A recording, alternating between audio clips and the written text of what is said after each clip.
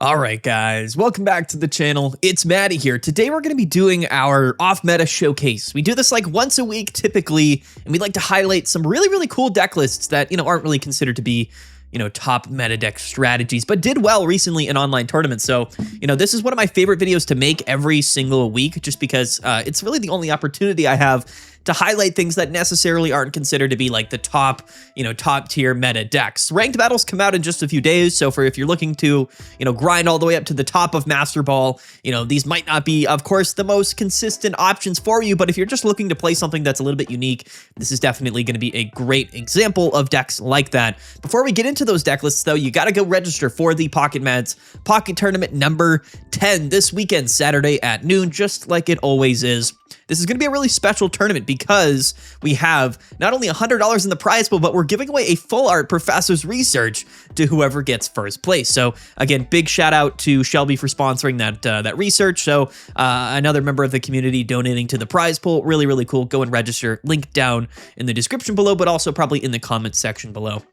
This will likely be a quicker video today, so let's dive right into it. In no particular order, let's kind of just talk about all of these different deck lists. So the first one is going to be Suji from France. His deck, he went 6-3 playing the Donphan Indeedee EX. Kind of a healing version of really just a fighting type package deck with some Pokemon Center ladies. It's interesting, right? Heavy Helmet, Donphan, Indeedee, Pokemon Center lady. We'll take a look at it, but yeah, went 6-3 at the Storm's Morning Mega Standard Tournament, and here is the deck list. So Hitmonlee and Donphan. I actually like this deck, and I think that Donphan in general is a pretty underrated Pokemon, and we're playing it just like we're playing so many other decks in the meta right now with a, bench attacking single attack cost Pokemon, a single prize Pokemon, right? We're talking about Heatmor, we're talking about Jirachi, we're talking about Leap Over Absol.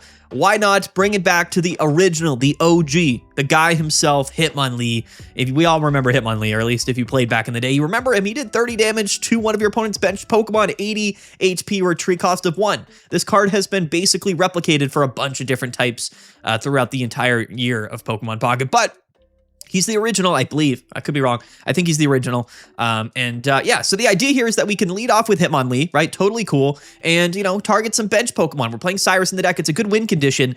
And then it's because it's only a 1 energy attack cost. Basically, that allows us to then commit all of our extra energies to Donphan, or Phanpy until we evolve into Donphan, which does only 50 damage for 1. However, if we have 2 extra energies attached, meaning if we have 3 fighting energies on Donphan EX, it does 110 damage, which is, not a ton, but it is a decent amount of damage. 160 HP stage 1 Pokemon. This thing is pretty bulky, but if you notice here, the retreat cost on this Pokemon is 3. So we can use Heavy Helmet, which is going to reduce the damage we take by 20. Indeedee is going to allow us to heal every turn by 20, and Pokemon Center Lady is going to heal by an extra 30. So I think the idea here is that, Donphan plus all of these different, healing and damage modification cards is going to allow it to live multiple attacks, and that's kind of the concept here. I don't hate it. I think that strategies like this definitely could be more common. It doesn't have to be, Hitmonlee Donphan, but it could be really anything else. We could literally see something exactly like this, but with like Leap Over Absol, Mega Absol, and Indeedee EX. I just actually really like the Indeedee now. I think the unique part about this is Heavy Helmet. It is actually a strong card, just very limited in terms of the Pokemon that we can use it with, but I do like this strategy. I thought it was pretty unique, and to be fair, as far as Donphan like fighting decks go, to see this deck list go 6-3 is like kind of impressive, and it does have some inherent synergy. Just a deck list that I like. It's pretty good quality. I actually like the Repel in here. Repel was like the star of the show last season, or the last 2 seasons to be fair, and I think that Mega Pokemon have maybe changed that a little bit. But shout out to Repel, one of my favorite cards of all time, and Indeedee ending up being probably one of the best cards to be released in Mega Rising. It is just an incredible card. So anyway, shout out to Suji and his deck here from France. I love it. Something fighting type that I wanted to showcase. Next up is going to be Iluchine, one of the GOATs. Honestly, one of my favorite and one of the best players in Pokemon Pocket. At the Void Pocket Weekly Clash Season 1, Week 4 out of 6, $15 prize pool, he was playing Greninja EX, but in a different way. And he was playing it with Palkia, again, 6-3 at the Void Pocket Weekly Clash number 1, whatever it is. Shout out to them. This is going to be a Misty Hyrule water type deck, but it's Greninja EX and it's Palkia EX, right? So it's kind of cool. I think Palkia EX is kind of a slept on Pokemon. I'm not going to lie. It's definitely not that bad. And I think that, the 4 energy attack cost is it's a little bit sketchy, but at the same time, we're playing, triple Greninjas in the deck. We're playing double Misty and it's just kind of a fun little Hyrule water type deck, right? And it kind of reminds me of back in the day when we would play, Misty Articuno, right? And I think it's sort of similar in that sense, where realistically, Greninja only has a 2 energy attack cost. It's got a lot of HP. Palkia can attack for 1 energy, and we have free retreat all throughout the deck list. And we are playing, of course, Elemental Switch. I just almost threw up in my mouth. A little bit of Elemental Switch. We're playing Elemental Switch, which is something that I think is definitely underrated in these Shifting Stream Greninja EX decks, because now that we can free pivot our water Pokemon, Elemental Switch allows us to move those water energies between our Pokemon. So again, it kind of makes sense, gives the deck a lot of flexibility. I maybe even would like to see multiple Elemental Switches in this deck list. Now, Palkia can be treated sort of as that final attacker, as well as an aggressive leadoff attacker. Maybe we get lucky on Misty coin flips. Who knows? It's definitely maybe not something that, you might consider to be a top meta strategy, right? You might look at this deck and say, well, why wouldn't we just play Suicune? Why wouldn't we just play all that? Listen, sometimes you want to flip some coins with Misty. Sometimes you want to pop off. To be honest with you, I like this deck list, and I think it's definitely an interesting one. So shout out to Illusion. I don't really know how to say his name. I say it wrong probably every time. But he is one of the better players in all of Pokemon Pocket. He performs extremely well at the Pocket Mats tournaments all the time. Just an incredible player. And I really like the deck. And again, 6-3. We got a throwback to Jeff Hoogland here. We're going to give him a shout out. All of these decks are 70% win rate decks. Maybe that's what we title this video. Maybe we do a little homage to Jeff Hoogland. Shout out to Jeff. But anyway, yeah, Greninja EX, Palkia EX, pretty fun, pretty cool. I think it's cool. Maybe not. Anyway, moving on to the Pocket Mats Pocket Tournament number 9. We actually have, I think, 4 or 5 decks from our tournament this past weekend that were definitely pretty cool, that made day 2, had good runs, but weren't necessarily high enough, in the standings for us to necessarily, showcase them on Meta Monday, that is. But this is going to be Tuhan from Indonesia, and he was playing Mega Absol, the Poison Nihilego Mega Absol, but instead of Naganadel, he was playing, of course, Weezing. Again, a throwback here, the Gas Leak Genetic Apex Weezing, which, to be fair, is actually very, very similar to Naganadel. The only difference here is that its retreat cost is 3, and not, of course, a retreat cost of 1 like Naganadel is, I believe. But what's cool about Weezing is it has 10 extra HP. The attack here is also 1 energy. It's a stage 1 Pokemon. It's, again, very, very similar.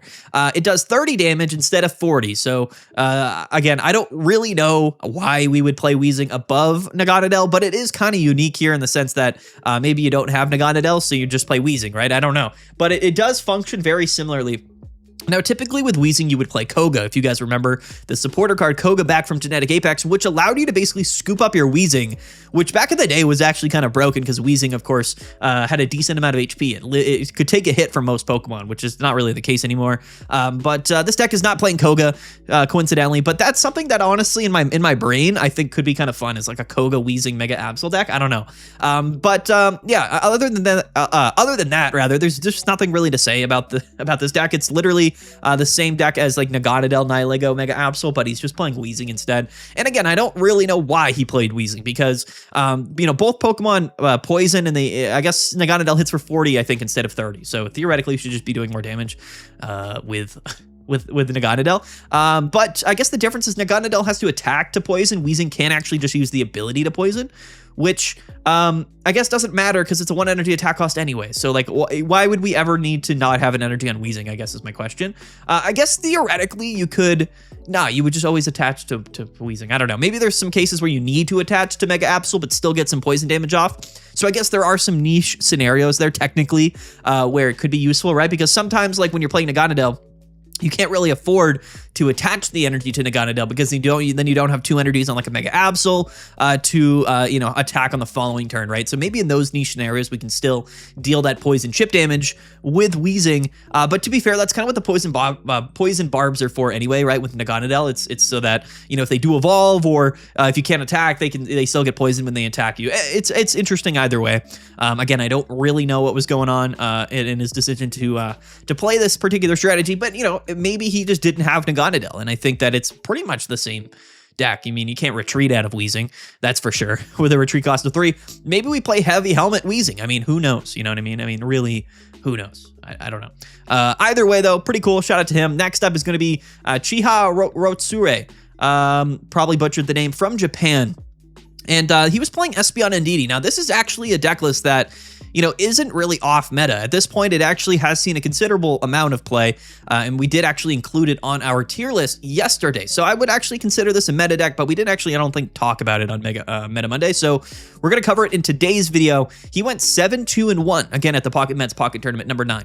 Did make day 2, and again, this is Espeon and Indeedee. So this is, to me, like the progression of Espeon specifically. You know, Sylveon in today's version of Pokemon Pocket is really, you know, not that well represented. I think it's interesting because most decks, you know, could utilize Sylveon, but I think that, you know, having a draw engine like that isn't necessarily as high quality as just playing like double copycats in your deck. You know what I mean? It's sort of like even Suicune decks now, like they're almost like a liability. You're drawing so many cards. You have so many cards in your hand.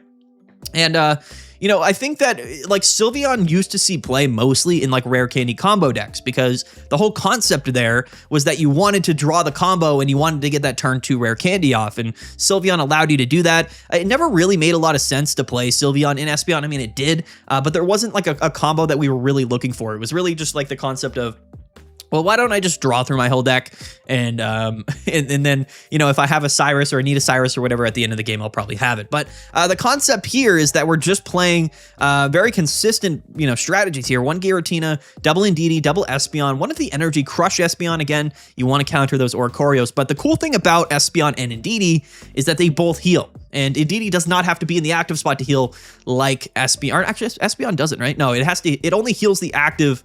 No, yeah, it has to be in the active spot. But you have, okay, so here, okay, sorry. I'm sorry. I got it backwards. So Espeon can heal any Pokemon, but Espeon has to be in the active spot to heal, whereas Indeedee can only heal the active spot, but can be anywhere on your board to do that. It doesn't have to be in the active spot. So either way, the concept here is that Espeon can heal itself, right, for 30. Indeedee or multiple Indeedees can heal you for 20 or 40. And that actually does add up quite a bit, especially with giant capes. Espeon's add, of course, what is it, 160. And then, you know, you can't just retreat out of Espeon, just like we used to do back in the day. You can heal and then retreat into your other Espeon and then heal again. And it's actually a pretty effective healing deck. There are some strategies in the game that are just going to negate this. But, you know, when you take a look at like Mega Absol, which only hits for 90 or 80, but with weakness, I suppose it is hitting for 100. You can heal a lot of that damage, right? You can actually heal a total of 100 damage, technically, if your board is double Espeon, double Indeedee, which is pretty cool. It definitely is a pretty significant counterplay to Absol, since your deck isn't actually reliant on supporter cards to heal, which Absol, of course, discards supporter cards. So, you know, it's a cool deck list. I really do like it, and I think that Giratina is broken in Psychic decks. I've been saying this since Giratina was released and we were playing it with Mewtwo. Like, I love playing Psychic energies in Giratina because it allows me to, like, double up on Giratina, and I can attack on turn 3 for, like, 130. Kind of broken. We can also attack with Indeedee sometimes, right? Which might be relevant.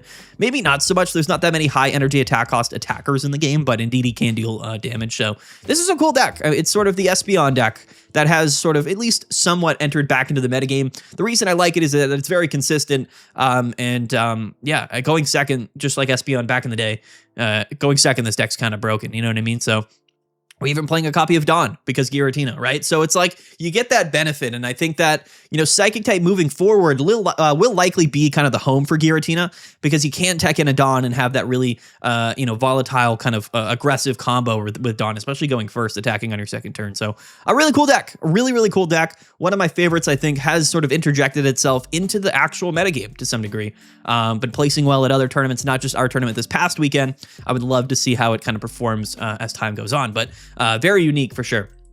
And then we also had UFO, who was also from France, who was playing Jolteon. So, you know, I think Jolteon's one of the fan favorite cards from B1, even though it's maybe not the strongest card of the game.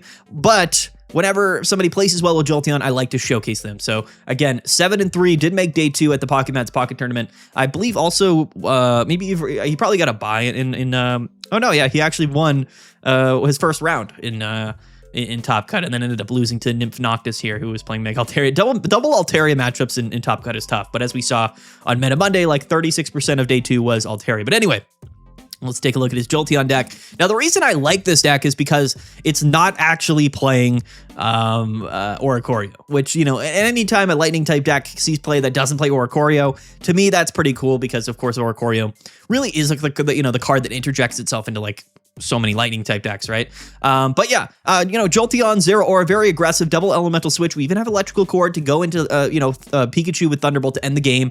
Double Cyrus. So like that's the concept here, right? Is that we're able to, you know, put some pretty decent pressure on, and then hopefully, you know, Pikachu EX can kind of Cyrus up, can Cyrus up that Mega or whatever, and then kind of end the game on that Thunderbolt. You know, Pikachu EX was a really good card before Mega Pokemon came out. It's just, you know, 150. And you discard 3 energies. Like, it's not the same anymore since like every deck is playing a Pokemon that has over 150 HP. Like, that is inherently the power creep, and I think that the breakpoints have been changed, and you know, this is sort of a 2-hit KO metagame now with Mega Pokemon, and Pikachu used to sort of thrive in that 1-hit KO metagame, right? Especially hitting like things like Suicune for weakness. But you know, anyway, this is a deck list that theoretically should be pretty good into Suicune Greninja, right? Because we're hitting and KOing anything for weakness, which is pretty cool, right? Even giant caped Suicune. So I like this deck. I do. You know, is it something that I'm very confident in going into like a Mega Absol or an Altaria matchup? Like, probably not, no. But you know, maybe into Suicune specifically, pretty cool. You know what I mean? And it's definitely not like a bad deck. It's just, you know, I mean, I haven't really considered Jolteon to be like a significant meta player ever since like the set released, but it is definitely a totally fine card. And any way to utilize the boosted evolution EV in my mind is pretty cool. You know what I mean? Because like getting that Jolteon out in the active spot on turn 1 like is kind of funny, especially when you Zero Aura E-switch and attack on turn 2 going first. Like that's the combo, or like that's the dream with the deck list. And then you can kind of E-cord into Pikachu. Like, it's not bad. It's really not a bad deck. You know what I mean? But yeah, anyway, I don't have anything else to say about it. Shout out to Jolteon. Next up is going to be Mono Fukuro from Austria. He was playing Rapidash EX. And yeah, he made day 2, went 6-3, lost his first round here to Guzzlord. Unfortunately, yeah, we probably don't love Guzzlord in the deck, but it's Rapidash. And this is really cool. I really like this deck list, again, also at the Pocket Man's Pocket Tournament. Rapidash EX is not, and I mean this, it is not a bad card. It's just something that I think most people, like, at the end of the day, are we really looking to play Rapidash above, like, anything else, right? And I know Blaziken is sort of the default Fire-type Pokemon right now, but Rapidash, if you didn't know, does 110 damage for 3 energies, which isn't great, but you do 20 damage to one of your opponent's bench Pokemon, and you get to choose. Now, that's really relevant. Bench damage, as we know, is kind of broken. With Cyrus in the deck, it adds up to be basically its own win condition, right? And because it is a 2-prize Pokemon, theoretically, you can force your opponent to go through multiple Rapidashes, although that's probably not the most consistent thing in the world. Most of the time, we're going to be, you know, sacrificing the Magby and then maybe hoping our opponent doesn't KO Rapidash or have a Cyrus to KO the Rapidash after we retreat into maybe a second one. But we can utilize Flame Patch, Rocky Helmet, so we can, you know, boost that 110 to the active up to like 130, and then 2-hit KO most Pokemon. It's definitely not bad. It's not bad at all. We did cover this deck, I think, on stream in day 2. Definitely a really cool Pokemon. You might be asking yourself, like, why not play Flareon? I think Flareon's probably fine, honestly, but it, you know, I think the bench damage is really what matters here. A lot of baby Pokemon are probably on the bench too, right? So, you know, being able to kind of, you know, 2-hit KO the active while 2-hit KOing a bench baby Pokemon in the process, like, is kind of a win condition, right? Nothing else to really say here other than that Rapidash, you know, probably isn't strong enough to be like a real Pokemon in the metagame, but is definitely, especially with Magby, like going second, hitting for this attack is probably kind of broken, and is usually probably enough pace. However, going first, I don't love it because, you know, you can't attack on your second turn regardless, right? Even with Magby, it's just, it doesn't work out that way. So, you know, that's sort of the downside. And I think at the end of the day, you know, 3 energy attack cost Pokemon are going to struggle just because of the nature of how the turns work. We just don't have a way, like if your Pokemon has 3 energies and its attack cost, realistically, you have to go second, or else you just you don't have any threat going on your second turn. And in the metagame right now, there's a lot of threats on the second turn. You know what I mean? And that's why I think Chingling is so popular for rare candy. But anyway, like with Hydreigon and whatnot. But yeah, I mean, it's Rapidash, right? Kind of cool. At least I thought so. Next up is going to be James Co. from the United States, also at the Pocket Mets Pocket Tournament number 9. He was playing Leafeon, and this is actually without Pinsir. This is going to be with Celebi EX, which I love. You know, I think Leafeon is actually really strong with boosted evolution. I just think that the issue with Leafeon is that, you know, there's just not that many other strong grass-type Pokemon, like realistically. You really would love to play Leafeon and Pinsir, but, you know, if you lead Pinsir, then the deck's horrible, and Pinsir itself kind of relies on will most of the time. So I think Pinsir itself is kind of like the pitfall of the grass-type archetypes right now, if you're not playing Decidueye, of course. But, like, Celebi EX is underrated, and it's underrated because we can 1-hit KO Mega Pokemon, and there's really not many Pokemon in the game that can do that. Theoretically speaking, right? I mean, theoretically, you know, maybe we get 4, 5, 6 energies onto Celebi. We go in, we get lucky on heads, and then the game's over, right? We just go to 1-hit KO an Absol, we 1-hit KO an Altaria. All we need is like 4 heads on Celebi, and like that is doable. It's still not the most consistent thing in the world. And you could play Superior for sure, but you know, we probably don't love doing that. Tempora Leaf Celebi also broken. Like this card is very, very good. So grass type is really close to being strong. Like there's a lot of strong cards. We even have the Lilligant to boost HP. We have Leaf Cape as we see in this deck list. You know, Tempora leaves Celebi. We have boosted evolution, Eevee into Leafeon. There's a lot of things I really, really like about, of course, you know, the sort of the Leafeon grass package right now. It's just, we don't really have that like ace in the hole. Pinsir is kind of supposed to be that, but as we know, it's probably not, it's probably not like the best option right now. But I think grass-type decks have some momentum moving forward, of course, with Absol really becoming so popular in the metagame. But, you know, what we're really seeing is, of course, all of these Absol decks really kind of being, you know, like surging right now in popularity, but there's still Mega Altaria. There's still Suicune Greninja. Those are like the top dogs in my mind. So it is what it is. But yeah, very cool. I mean, a Leafeon deck without Pinsir, Celebi EX, probably underrated. We're also playing 4 copies of Eevee in the deck because that's what we want to lead with, right? We want to lead with Eevee, you know what I mean? So yeah, it's cool. It's a good one. Shout out to James Co from the United States. Again, did make day 2. Unfortunately, lost to Greninja Absol in top 128. But yeah. It is what it is. Last up, though, this is going to be a fun one. This is going to be Lamp Hurston from Australia, who played Mega Pidgeot at the Pocket Legends League number 45, Season 5, $250 prize pool. Shout out to the Pocket Legends League. $250 prize pool is legit. Anyway, yeah, 7-2-2 with Mega Pidgeot. Let's take a look here. I think honestly the only well placing Pidgeot deck that I've seen, because it's really struggled. This is not a Pokemon I would really recommend playing, but to no one's surprise, yeah, we're playing Pichu, Zeraora, and Oricorio, and that, you know, is probably the only way we're gonna make Mega Pidgeot somewhat relevant. It's not a horrible Pokemon. I just really wish Mega Pidgeot didn't have the opportunity to do nothing, because to me, you know, being a rare candy Pokemon, stage 2 Pokemon, having a 3 energy attack cost here that can't 2-hit KO some Pokemon, like 100 damage is a little bit awkward, especially with a lot of healing in the metagame. And then you have that opportunity. I don't know what the percentage is. It's like a 12.5% chance or whatever it is, or maybe a 6.5% chance. Whatever the odds are to do nothing, it's too much, because all you need to do is flip 3 tails for you to automatically lose a game with Mega Pidgeot. And I don't really understand why they even made that a possibility, right? Because even if you just consider, like, if that wasn't a fact for Mega Pidgeot, if you just like did 100 damage but discarded no energies, it would be fine. Like, you'd be like, okay, like at least I did 100 damage. But to not do anything is a death sentence, and it's just, you can't play a Pokemon that has at least some percentage of chance to do nothing and be a meta deck. So unfortunately, Mega Pidgeot, not something I would recommend. But to be fair, in all of my testing and in all of my research throughout tournaments over the last week, this is the only Mega Pidgeot deck that I've seen place fairly well in a tournament, and I think Oricorio probably had a lot to do with that. We can take a look at their matches. And yeah, I mean, okay. So, you know, I mean, we beat Suicune, Greninja, we beat Magnus and Oricorio, a couple of Crobat, Oricorio, Absol, Dax, another Suicune, Greninja. We beat an Altaria, beat a Mega Pidgeot in the mirror match as well. So, you know, it's just a little bit, it's you know what I'm talking about, right? I mean, it's Mega Pidgeot. I don't think it's horrible. It's just, again, there's just no reason to play this Pokemon. And that's the unfortunate thing about so many of the promos that they add to the game. This, of course, being the first Mega Pokemon promo. It was cool. It's definitely a fun card, but just it cannot be considered meta. You can't be like, yeah, I'm going to play this Pokemon, which is like okay and average as is, but then you have like a 20% chance to do nothing. Like, what do we do? Like, what? Like, why? Why would they do that? Anyway, there you go. There's the Mega Pidgeot deck for the week here. Pretty cool. Shout out to Lamp Hurston. Shout out to all these players and all of the other tournaments that are keeping the tournament scene alive. And shout out to all of the players. Go ahead and go register for the Pocket Meds Pocket Tournament. Number 10, go ahead, win that $100, win the Professor's Research. They're going to first place. Big shout out to everybody that is participating and everybody that helps run the tournament. So here's our off-meta showcase for the week. It was a quick video today. Just some sort of unique decks that place well in tournaments. The metagame is becoming more and more condensed as time goes on.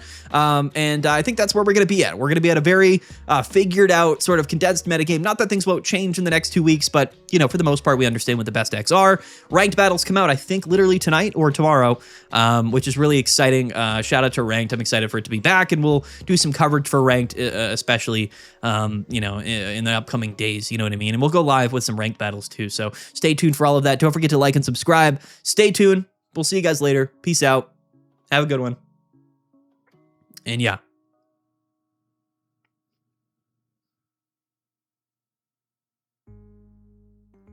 Bye.